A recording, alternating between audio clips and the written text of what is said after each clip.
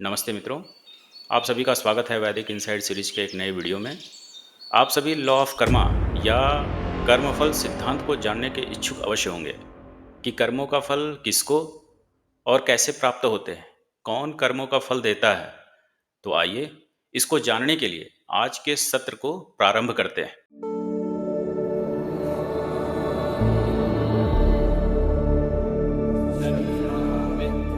जैसा हम सभी जानते हैं, सब मनुष्य कर्म करने में स्वतंत्र हैं। अष्टाध्यायी का सूत्र आता है, स्वतंत्र कर्ता।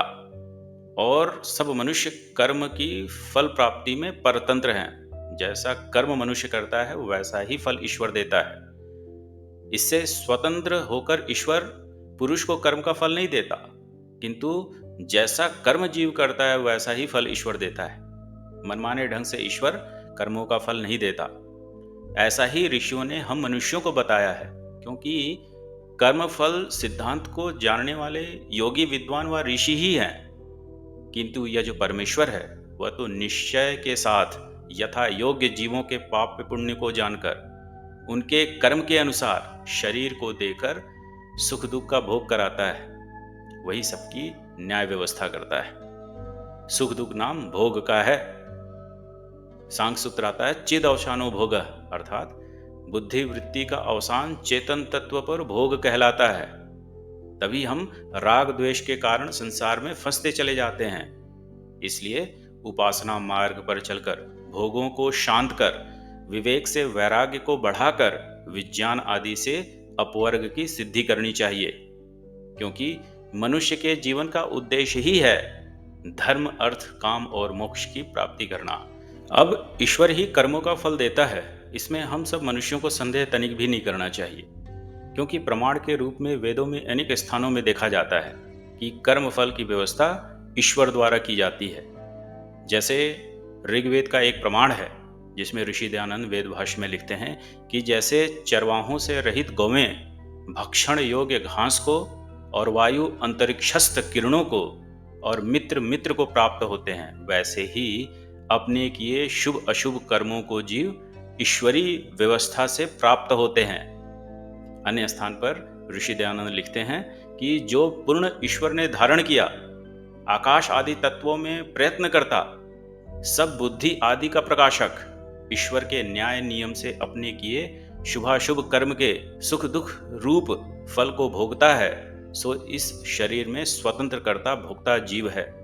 ऐसा सब मनुष्य जाने। तो ऐसे बहुत सारे वेद मंत्र हैं जहां पर आपको यह कर्मफल सिद्धांत देखने को मिलेगा। तो आइए योग दर्शन में वर्णित कर्मफल सिद्धांत को और विस्तृत ढंग से समझते हैं, क्योंकि उपासना के लिए कर्मफल सिद्धांत को भी समझना आवश्यक है। तो आइए अब इसका प्रकाश किया जाता है। तो योग दर्शन के अनुसार जिन कर्मों के मूल में क्लेश क्लेश अर्थात अविद्या अस्मिता राग द्वेष अभिनिवेश होते हैं, वे संचित कर्माशय बनाते हैं। क्या कहा कि जिन कर्मों के मूल में क्लेश हैं वे संचित कर्माशय बनाते हैं, जो भविष्य में फल देने वाले होते हैं, जिनका विपाक होता है। तो कर्माशय कर्मों के संस्कार हैं। जैसे ज्ञान से स्मृति के संस्कार होते हैं, भोग से वासना रूपी संस्कार होते हैं, वैसे ही सकाम कर्मों से कर्माशय बनते हैं। और ये फल जाति आयु और भोग के रूप में अनेक जन्मों में मिलते रहते हैं। यही क्लेश युक्त कर्म और उनके फल जीव को बार बार गर्भ में डालते रहते हैं। योग सूत्र आता है कि क्लेश मूलः कर्माशयो दृष्ट अदृष्ट जन्म वेदनी। दूसरा सूत्र आता है सति मूले तद विपाको जातिर आयु भोगा। तो इस वचन को अब चित्रों के माध्यम से समझने का हम प्रयत्न करेंगे। तो मान लीजिए कि वायवन समय पर जीव की मृत्यु हुई। उस समय ईश्वरीय व्यवस्था से जीव के साथ उसके कर्माशय भी अगले जन्म में जाते हैं। तो जन्म से पूर्व उस कर्माशय की गठरी दो तरह की बनती है। पहला बोलते हैं उपसर्जन, इसको अनियत विपाक भी कहते हैं। इसको अनेक भव पूर्विक भी कहते हैं, क्योंकि असंख्य जन्मों के संस्कार अनेक जन्मों में फल देने वाले होते हैं। और दूसरा है प्रधान कर्म, जिसको नियत विपाक अथवा त्रिविपाक भी कहते हैं। इसको एक भविक भी कहते हैं, क्योंकि एक जन्म में इसका फल मिल जाता है। इसको त्रिविपाक कहते हैं क्योंकि कर्माशय का फल जाति, आयु और भोग के रूप में होता है। अब समझिए, वायटू समय में जीव पुनः शरीर धारण करता है। उस समय प्रधान कर्म ही उसकी जाति, आयु और भोग का निर्धारण करते हैं। शरीर धारण करके जब जीव संसार में प्रवृत्त होकर समय के साथ कर्म करेगा, तब उससे बढ़ने वाले कर्माशय का संचय पहली वाली गठरी उपसर्जन में होगा। उपसर्जन वाले कर्माशय दृष्ट जन्म वेदनी रूप में कभी कभी वर्तमान जन्म में भी आयु और भोग अथवा भोग मात्र को परिवर्तन करने वाले होते हैं और शेष अगले जन्म में चले जाते हैं। तो उदाहरण से समझिए कि एक साधारण व्यक्ति है जिसने अपनी दिनचर्या अच्छी की, बहुत पुरुषार्थ किया, खान पान भी अच्छा किया। अब उसे अच्छी नौकरी मिल गई और धन आदि के मिलने से उसका भोग बदल गया, और अच्छा खान पान किया तो आयु भी बढ़ गई, किंतु उसकी मनुष्य जाति नहीं बदली। इसी को बोलते हैं द्विविपाक, जहां पर भोग और आयु बदलती है। अब वही व्यक्ति मद्यमांश धूम्रपान करने लगे तो उसका भोग दुख वाला हो जाएगा और आयु भी घट जाएगी। तो इस चित्र में एक ब्लैक डॉट है जिसमें पूर्व और वर्तमान में किए गए कर्म संचित होते हैं। हम कभी देखते हैं कि एक रंक राजा बन जाता है और दुष्ट राजा निर्धन हो जाता है। यह सब वर्तमान में पुरुषार्थ और उपसर्जन से होते हैं।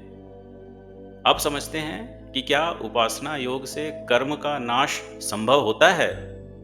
तो यहाँ पर एक विशेष ज्ञान छिपा हुआ है कि शुद्ध ईश्वर उपासना से कर्म फल का विनाश संभव है। योग में उन्नति का क्रम बताया जाता है कि योगाभ्यास से चित्त की अशुद्धि का क्षय पहले करना होता है और फिर क्लेश का हनन होता है। फिर विवेक ख्याति की अविप्लवा स्थिति में क्लेश सहित कर्म का भी समूल नाश हो जाता है। इसलिए ऋषि कहते हैं कि योगियों के कर्म न तो शुक्ल हैं न ही कृष्ण हैं, अर्थात सकाम कर्म वाले धर्माधर्म रूप वाले नहीं होते, किंतु निष्कामी होते हैं। योग दर्शन में सूत्र आता है, ततः क्लेश कर्म निवृत्ति ही, अर्थात धर्म में एक समाधि प्राप्त करने पर क्लेश और कर्म की निवृत्ति हो जाती है। इसको व्यास जी अपने भाष्य में लिखते हैं, तत् लाभात् अविद्यादयः क्लेशाः समूल काशम कशिता भवन्ति कुशला अकुशलाश्च कर्माशयाः समूल घातम हता भवन्ति। अर्थात धर्म में समाधि प्राप्त करने पर जो अविद्यादि क्लेश हैं वह मूल सहित कट जाते हैं, अर्थात नष्ट हो जाते हैं। और ऐसा होने से कुशला अकुशलाश्च, अर्थात जो धर्म रूप कर्म है वे भी मूल सहित नष्ट हो जाते हैं, उसका प्रारब्ध भी नष्ट हो जाता है। कुछ का मत है कि जब तक शरीर है तब तक कर्मों का फल जीवन मुक्त को प्राप्त होता रहता है, जो बिल्कुल असत्य वचन है। तो इसको समझना चाहिए कि मूल में क्लेश नहीं है और कर्म भी नहीं है तो फल कहां से प्राप्त होगा। पेड़ नहीं तो फल कहां से मिलेगा। कुछ तो बालक जैसा उदाहरण देते हैं, कहते हैं कि जैसे बैंक से पैसे निकालकर अपनी गठरी में पैसे रख लीजिए, बैंक नष्ट हुआ तो हमारे गठरी में पैसा नष्ट नहीं हुआ, वैसे ही जीवन मुक्तों का कर्माशय तो नष्ट हुआ, किंतु उसका फल प्रारब्ध के रूप में उसे प्राप्त होता रहता है। अब उन्हें विचार करना चाहिए कि जहां पैसे हैं वहां बैंक है, बैंक नष्ट हुआ तो पैसा भी नष्ट होगा। पैसा और बैंक अलग अलग नहीं है, तो आपके गठरी में पैसे भी नष्ट होंगे क्योंकि वो भी एक बैंक है। अब कुछ आधुनिक दार्शनिक जो आचार्य हैं वे कहते हैं कि कर्म कभी नष्ट नहीं होता, जीवन मुक्त का भी कर्माशय बनता है। तो उन्हें विचार करना चाहिए कि मूल में क्लेश रहता है तभी कर्माशय बनता है, अन्यथा नहीं। तो जीवन मुक्तों को कर्मों का फल प्राप्त नहीं होता। क्यों? क्योंकि मूल में क्लेश ही नहीं है। और यह व्यवस्था एक जीवन मुक्त के लिए नहीं, सभी जीवन मुक्तों के लिए है, एक सी व्यवस्था। और यह भी जाननी चाहिए कि जो जीवन मुक्तों का जो शरीर है वह भोग देह नहीं किंतु कर्म देह है। और यहाँ पर कर्म है निष्काम कर्म। उभय देह भी नहीं है कि कर्म कर रहा है और फिर भोग की प्राप्ति कर रहा है, ऐसा भी उसका देह नहीं होता। वो देह अभिमान से रहित अवस्था है। तो आज के वीडियो को देखने के लिए आप सबका बहुत बहुत धन्यवाद। नमस्ते।